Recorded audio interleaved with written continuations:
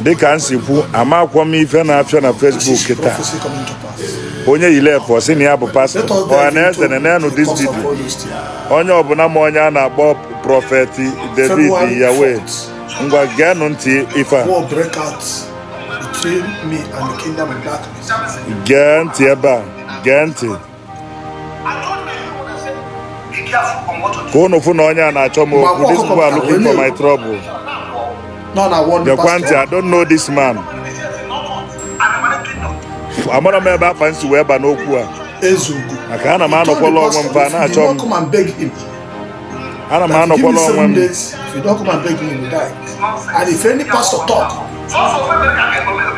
Na-egekwa ntị o. You give the person 4 days, you will paralyze. The person will die. Na-egekwa ntị ọha na eze. Ka unu na-egekwa m ntị ọ sị na obu ama na TB Jotu ya nwụ ọ ka unu na-afụ ndị ala ndị amụma apụtaba. When I had the word, then I was not. Unu abụghị ebe ọ kpọrọ m afọ. Gee ntị ka ịnụ ebe ọ kpọrọ m afọ. Zaa David, zaa Yahweh. Afọ onye kpọọ onwe ka ọ ya aza, afọ onye kpọọ nkịtị ya ka ọ ya aza.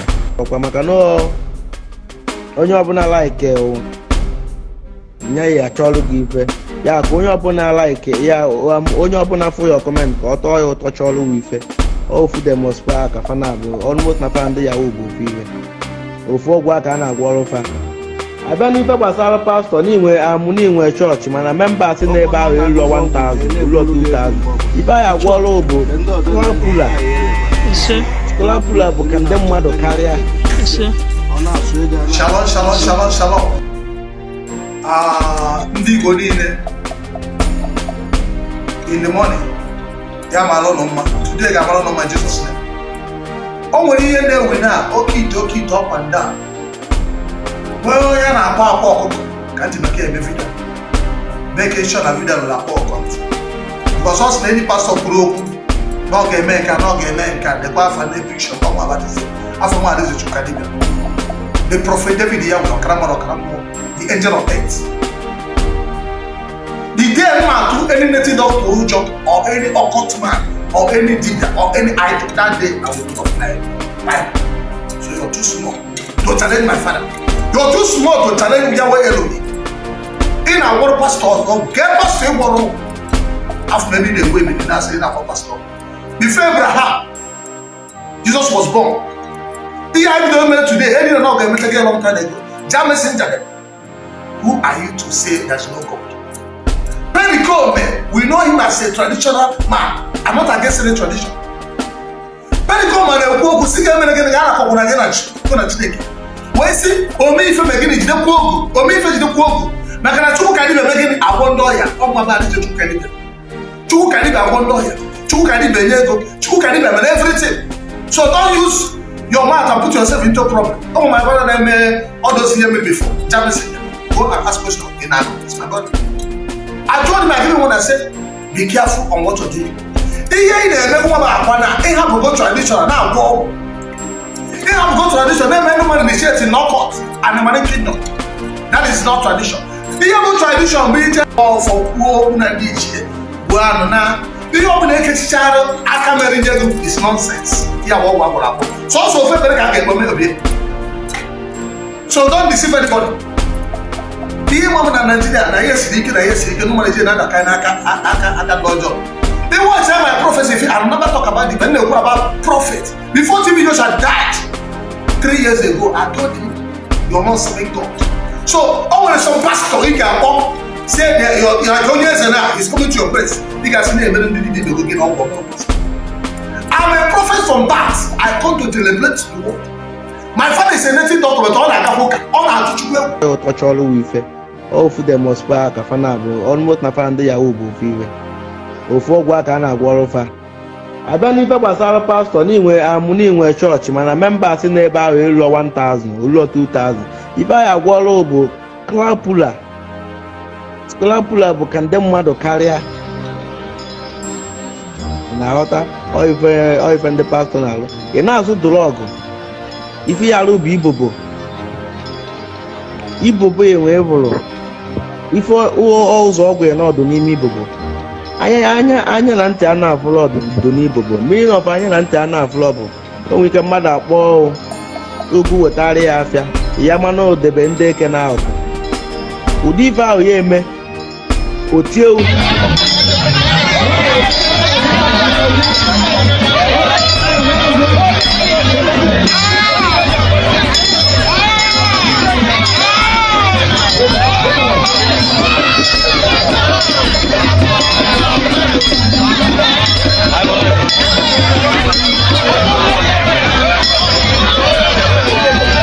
ọ bịa sị na m emeghị nke a mana Pastor David dokwa ọdụdụ onwe ahụma na-enu gị enu were ya jee gwọba ọya ahụma na-enu ya enu were ya jee gwọba ndị ngwụlọ kedu ife onye njiji isi wee kotala ụnụ na ngwa anụ na-akwaba enyi m nwoke ọ na-abụ njezi ya na nke omeme invitation mbịala ya okechọn ọ na-abịa fesi enu na ọlụ ụnụ na-alụ ndị amụma fesi enu ya own church ọnwa onye chọọ ime adreesị imenye adreesị iche unu etikwa n'afa m afa nna atọkwa ụtọ afa nna atọkwa ụtọ nwata nọdụkwa n'ụlọ anyụ ara akpọta emi ọ n'isi ọ bụ sa ebe m nwee ike ịgwa anyị ka m wee na nke abụọ amala ama ejikwa na m wee ma atụ okwu ọzọ amakwa m ife na-eme ụnụ ife a onye chọọ nnọọ inwe fem ọ chọba onye eze Jizọs onye chọọ iprichi n'ọta ọ chọba onye eze Jizọs kama ya bụrụ na afa man nọ bụ slipped of tongues face ya own church face ya own ministry na ọ bụrụ na ị chọrọ ka DCA bụrụ atọnụkwa na DCA to another thing atọnụkwa na DCA to another thing ịma mmenkwa ife dị ebe onye eze nọ likwa na adụdụ ọnwụ na amara m ife na-eme ụnụ ife nke a elite ibe ije otu anwụ ọ dịka ndị ama niile ala onye afe eluzukwa na chi a asụrọ na onye ala nwaanyị asị na onye ala nwoke asụrọ na onye atụba mmadụ ime ibu nwa na-afịa na soshal midia ọsọ ụnụ ka emepụtara ndị soshal midia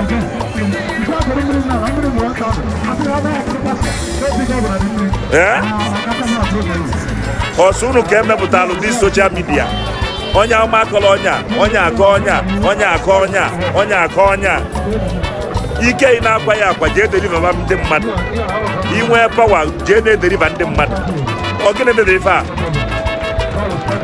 Pastor David ka ọ Prophet David ife onye kpọkwa nkịtị anya zaa ife onye kpọ nkịtị anya zaa na be m ka m nọ wee na-ekwu okwu a akpọkwana m afọ ọzọ ebukwa n'ahịa jee n'ebe onye na-ebulọ ya anya ebukwa n'ahịa jebe ebe onye na-ebulọ ya anya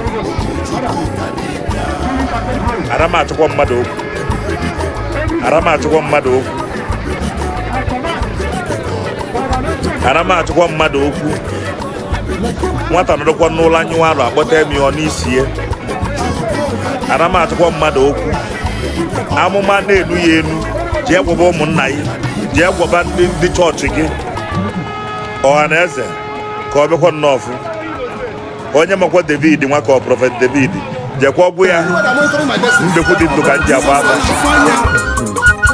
onye lie ọdụ ya dụkwa onwe ya mmadụ adịghị etukwa mmiri ọma nri n'isi mmadụ ada anyịzikwa nchi ụzọ maka ọ naba anaba ozuo ijiji enwerekwa ife nkịta ga-eme ọnwa nọ n'elu n'eti nkịta nọ n'ala nkịta nọ n'ala wee na-agba ọnwa nọ n'elu ụja ọ dị ya ka ọnwa ife ọ ga-eme ọnwa nọ n'elu n'eti onwe ebe nkịta ga-eme nwa nọ n'elu n'eti David ka ọ ife ịkpọrọ onwe ya ụgwọ anụ onwe ya ada ejekwa nye eje enwerekwa ife nkịta ga-eme nwa nọ n'elu n'eti ọnwa na-etili ọra na-etili oyibo onye eze bụ ọnwa na-etili ọra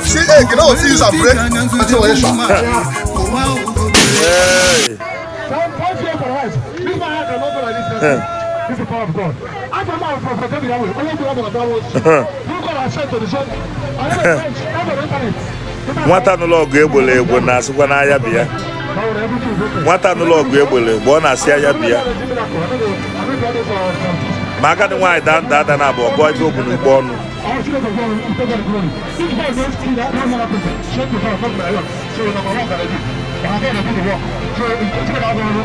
gbalụkwa adụdụ onwe agba ọkwọ nga afa onye eze ahụ ịkpọ pụrụkwa na amara ama. O nwere nwantị na-eji mara ndị Igbo, yes, and that na eji mara ndị Igbo ọ jọgburu onwe. Ife ahụ eji mara ndị Igbo bụ na ị ga-afụ onye ohi ga-eburu egbe jee ebe onye Igbo buturu egbe gbaa aja zụta ohi laa onye ezuru ohi be a na-ebe akwa na-eti mkpu gọọmenti polisi bịa nyere m aka a na-emere ebere na ezuru ohi mana ụbọchị ọbụla na gọọmenti goziri onye ohi agha ya bụ ilu ka m na-agụ ya ụbọchị ọbụla gọọmenti gburu onye ohi agha gbaa ya n'ọma ahịa nyabeta ya n'olu ka esuzi ya ọkụ onye ahụ ezuru ohi apụta ozugbo si biko ọkwa na nwa mmadụ bido mere na ebere ọkwa m maka ezuru ihe m nsogbu adịghị hapụzi enyi na-edo okwu m dịka ibu ebozuru vidio yesterday about ndị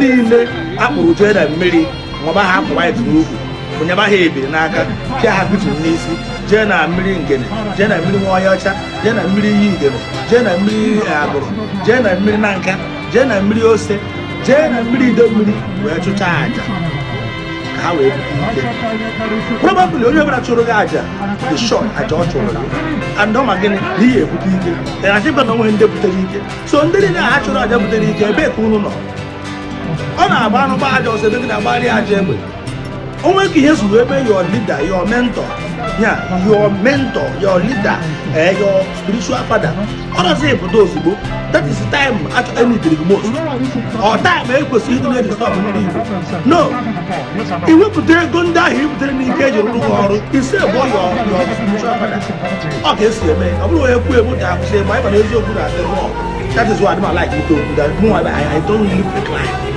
Don't live fake life. Nwere ike na-ewu gasị hey onye a na-eme mọkịrị ọ bụrụ mọkịrị mana otobo eji amanya bụ eke otobo eji amanya ego onye ọbụla pụtara ụwa kịta kwesịrị ọtụtụrụ okerecha Chineke ndị blọga onye ọbụla pụtara ụwa okerecha Chukwu kere enyi okene ndị blọga bịga without blọga ụwa aka egbu without blọga mmadụ ya anyị chansị bụrụ n'afọ ntụ a na-eme mpụ na-eme arụ ọ blọga ya etibe mkpu hee na ihe adịghị ha dị mma.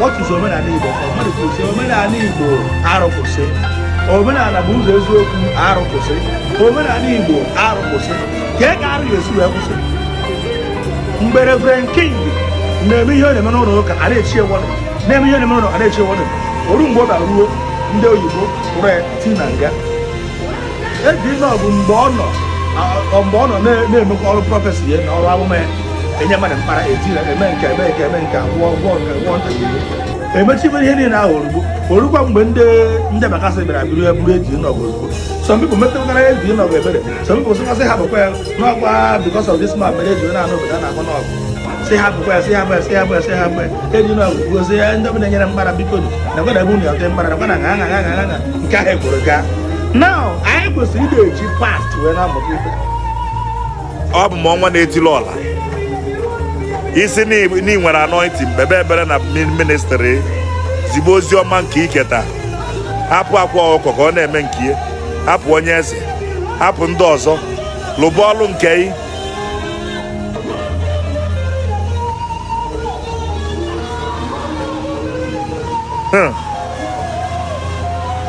ofokwu na-arapụrụ bụ na ọ nwere ife nkịta nọ n'ala na-agba ụja o nwere ife ọ ga-eme nwa nọ n'elu na-eti osogbo agbọgide luo ta 100 ọma mmeta ọnwa ife. Shalom ụtụtụ ọma ehihie ọma abalị ọma.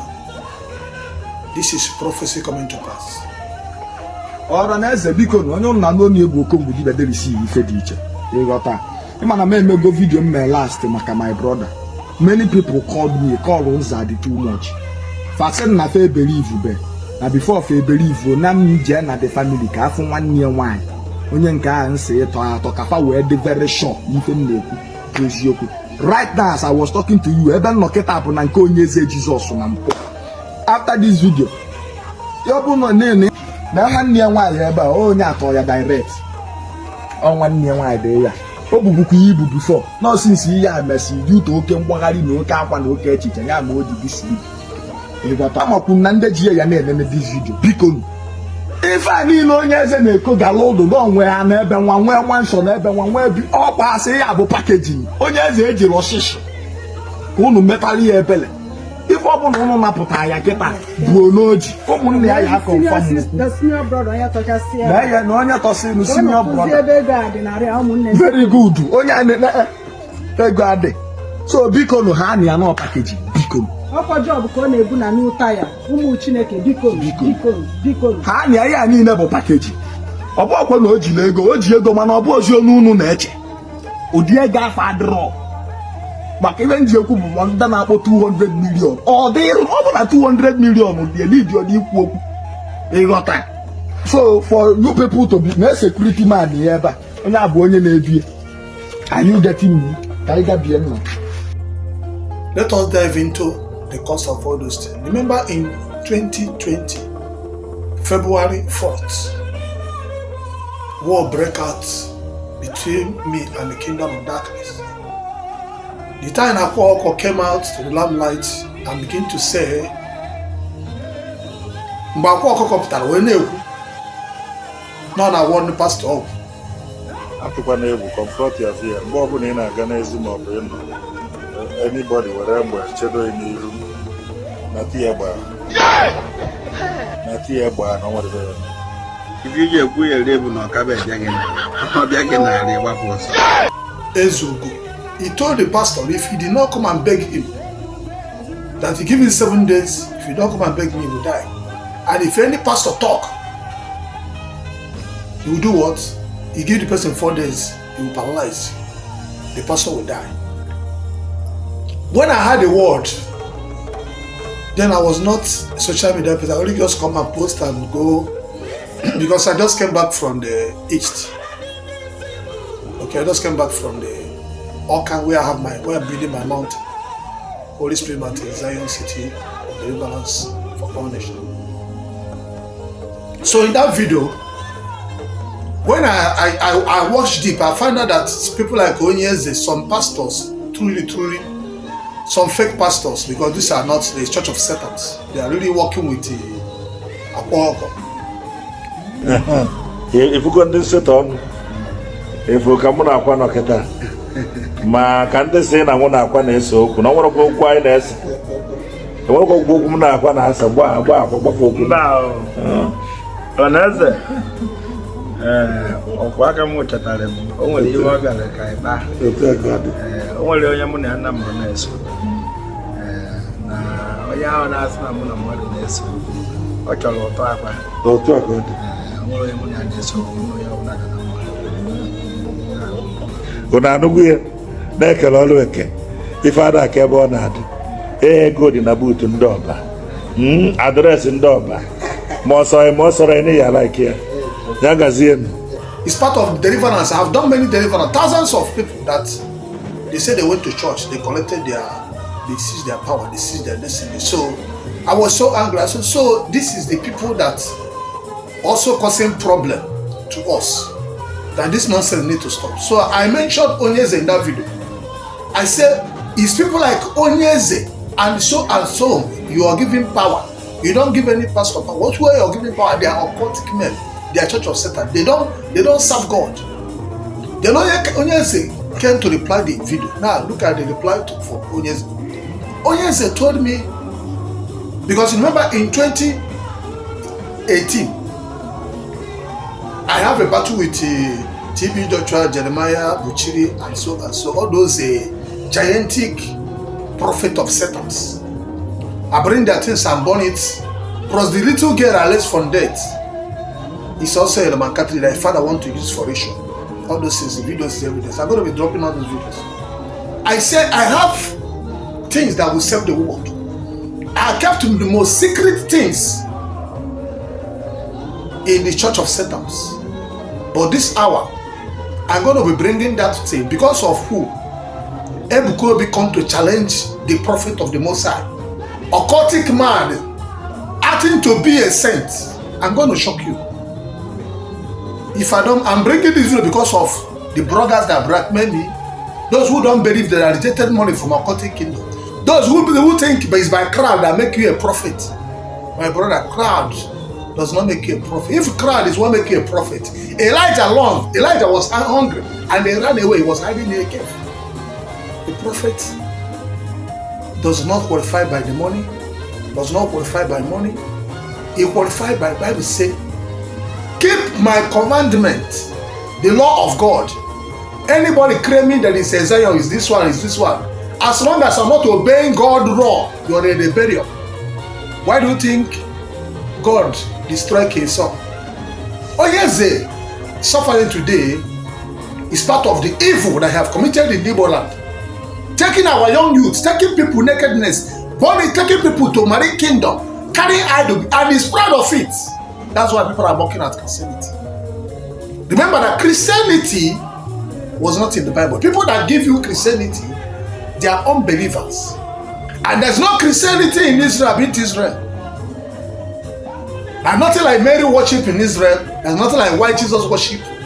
What they have, their synagogue, and it's on Saturday, which is written in the Bible, in the book of law, in the Torah. The first book of law, Genesis, Exodus, Leviticus, Deuteronomy, and Numbers. These are the word inspiration that form the whole Bible. These are the word of God. I am not against Igbo tradition. I am not against whatever thing you believe, but I am against evil. I am against evil altars. I am against idol worship. I am against worshiping Mary. I am against worshiping Mama Water, because Mama Water is a fallen angel. That's not Igbo tradition. Our forefather never worshipped idol. That's why when Akwa Okuku came, I have delivered more than 10,000 people from Oke Ite that are running mad. People that spend millions. Today, many people are poor today because of the evil they initiated into.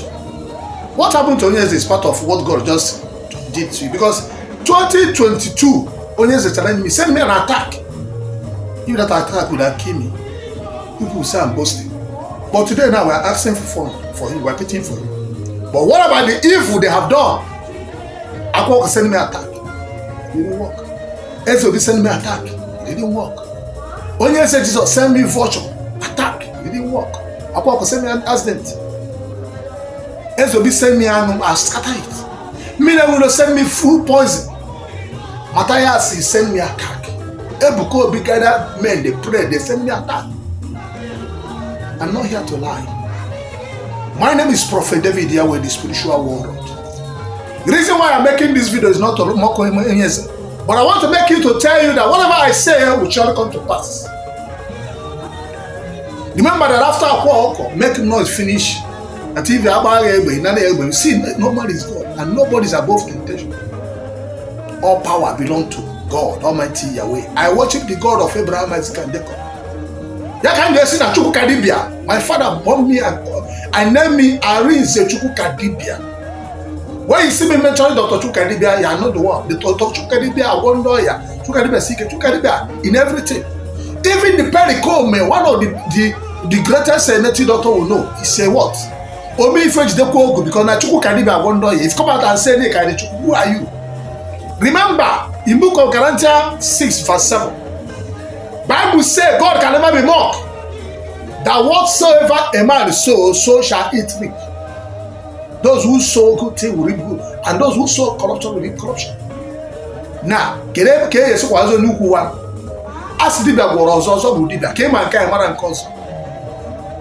here to pray for you. Anyone that is in Igbo land, both native doctor, both pastor, both prophet, both reverend father, see deceiving people into worshiping idol or kid or Mary, daughter, God will punish you. Because worshippers of Mary is the Egyptian goddess Isis. I said I'm going to review his title. Look out for this title. End time through revelation of Mary, Queen of Heaven. Revelation 3 verse 9. Bible says those who claim to be Jews, but they are not. They are synagogue of Satan. Can I destroy and then expose Ndoka? Can I say expose Ndomenana? I am not here to side anymore, and I don't have church. I don't have even now. I don't have any idol.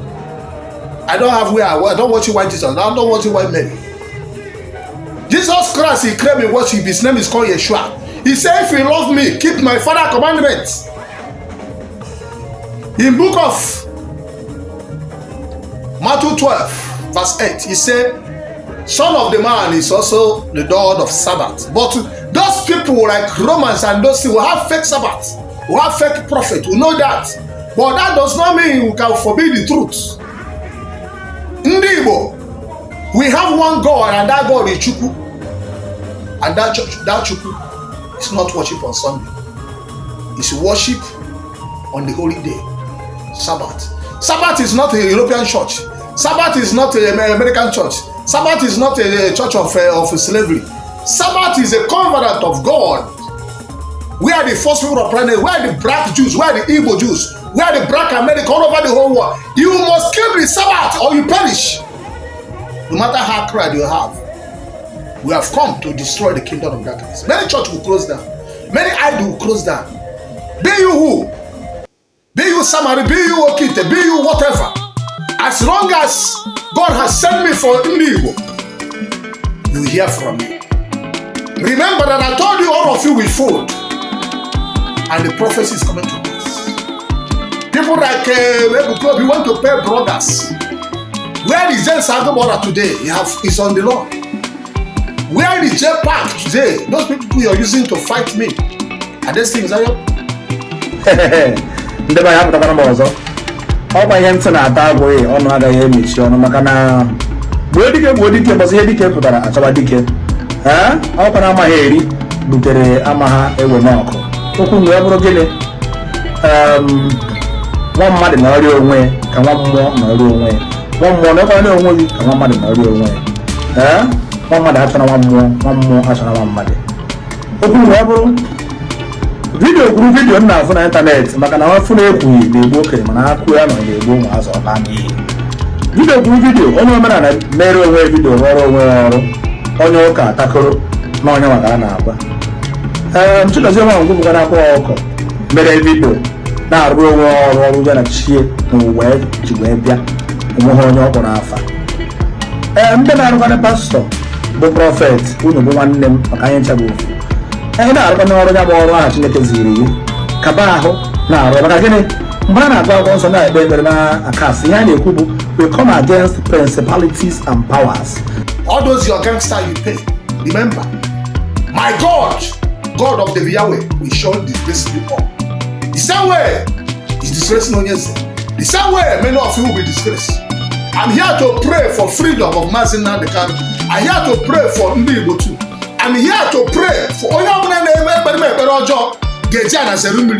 be you a pastor, be you a prophet, be you a blogger, but I'm here to bless he that bless me.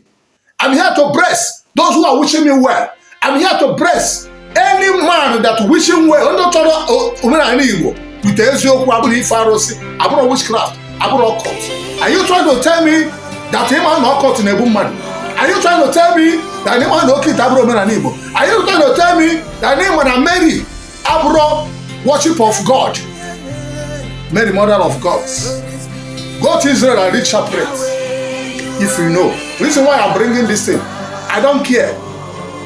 The reason why I share the telecast, I'm only here to deliver indeed from Oke Ite, Occultic broad money ratio, and to deliver you from Roman Catholic Church of Satan and the Pentecostal nonsense. Idol worshippers, sun God worship. There's only one power, there's only one God. I'm not here, I'm not interested.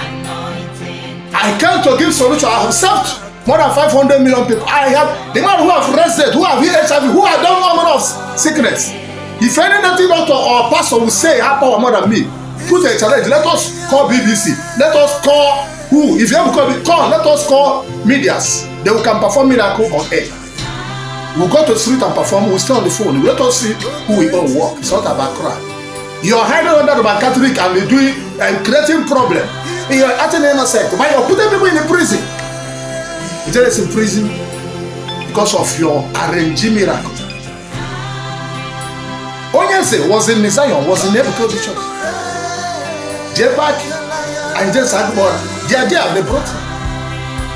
When he came there, I was expecting Ebuka to deliver him and cancel him, tell him not to worship all those things again. But he went there and come back and get more followers. That is why I am not allowing all those nonsense people around me. The Bible said, light and darkness have nothing in common. You spend off bloggers, useless bloggers, you go and you're working, because of your Facebook money, you see the truth, you call it evil, you will suffer. Bible said, God can never be mocked. And you shall not bear false witness. Whatever I say here is what God revealed to me, and I am sure of it. Let me pray the video of Onyeze for you, and see him with Akwa Okuku, and see him with Jeuse. I'm not going to show you the video, but let me show you. God bless you.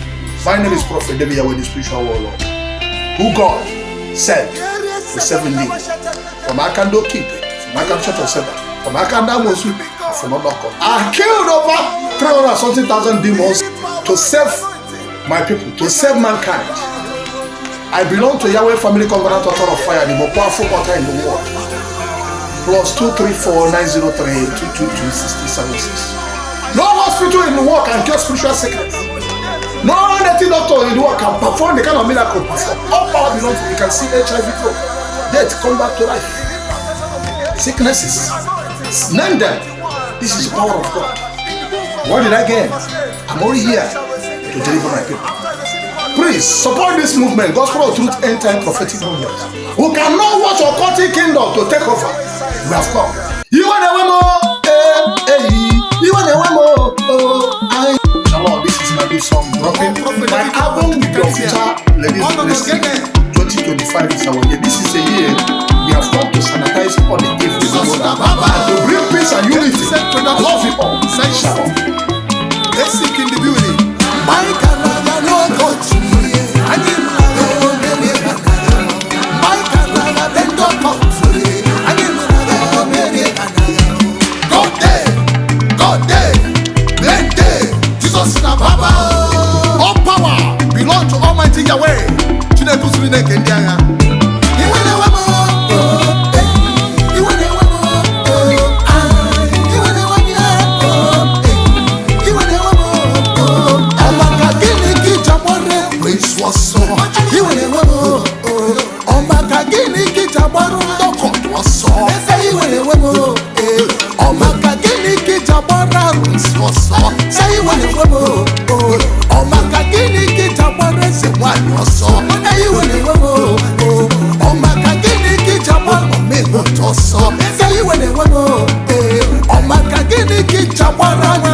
So